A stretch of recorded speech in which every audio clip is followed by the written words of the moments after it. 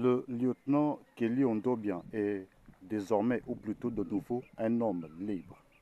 Il a été remis en liberté avec ses co-accusés ce matin du 30 août 2025.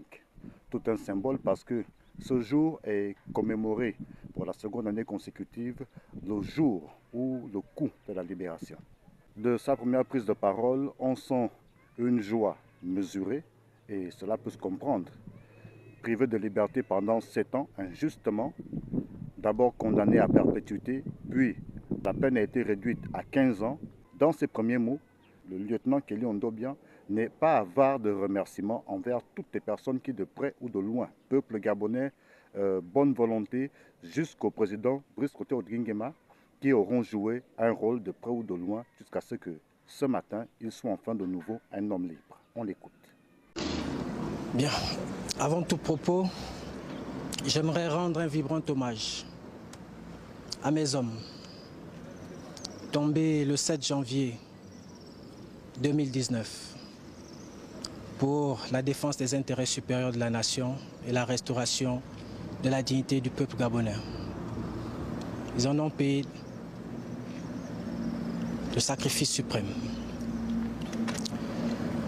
Ensuite, j'aimerais rendre gloire à l'Éternel des armées, qui a bien voulu faire prévaloir ce jour la justice divine face à la justice humaine, qui avait décidé de nous condamner initialement à la perpétuité, puis à 15 ans de prison. Et comme le dit un adage, Vox Populi, Vox Dei, la voix du peuple, c'est la voix de Dieu. Cela revient ainsi à rendre gloire au peuple gabonais pour le soutien indéfectible dont mes hommes et moi avons bénéficié tout au long de ces 7 années d'incarcération.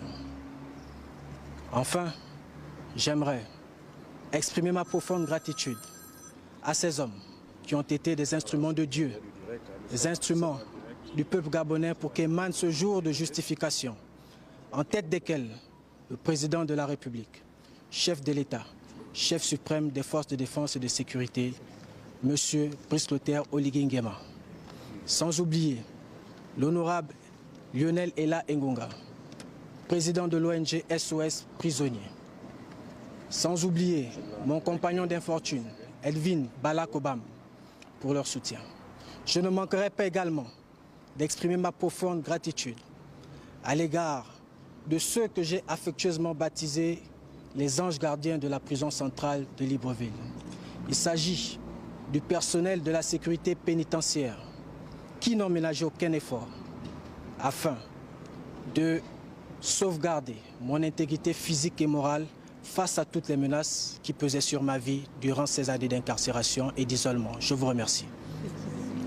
À mesure que les jours passaient, l'opinion commençait à piaffer d'impatience, ce d'autant qu'en première instance, suivant l'adresse de Brice Clotaire Oligui Nguema, lors d'un séjour à Minzik, il avait annoncé que quand le ministre de la Justice lui dirait que la date de proclamation de la grâce présidentielle était venue, il gracierait le lieutenant Kelly Ondobia. Et puis, il y a quelques semaines, le gouvernement prend une loi d'amnistie pour les auteurs du coup de la libération et les auteurs du putsch manqué, l'essai manqué donc de Kelly Ondobia et de ses frères d'armes du 7 janvier 2019.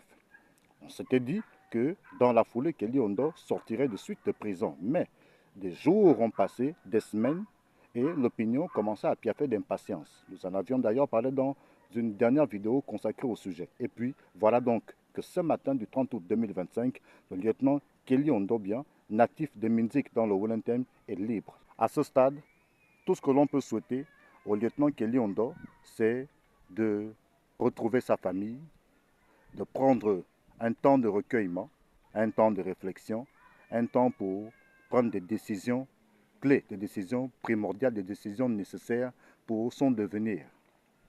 Que va-t-il faire désormais? On le saura certainement bien assez tôt, mais en attendant, on se réjouit avec lui et toute sa famille de ce que cet homme qui, au matin du 7 janvier 2019, avait osé ce que par la suite, quelques années plus tard, Brice Clotaire Oligui Nguema et ses hommes ont de nouveau fait, mais cette fois-ci avec plus de réussite. Une pensée pour les frères d'armes du lieutenant Kelly Ondobian, comme il a dit lui-même, qui sont tombés au cours de cet acte héroïque, cet acte patriotique, mais qui malheureusement avait tourné court. En attendant donc de nouvelles informations sur ce dossier, on va donc, comme je le disais, se réjouir avec le lieutenant Kelly Ondobian et ses frères d'armes qui sont de nouveau des hommes libres et, selon la loi d'amnistie, devraient être totalement rétablis dans leurs droits. Très bien, on avance.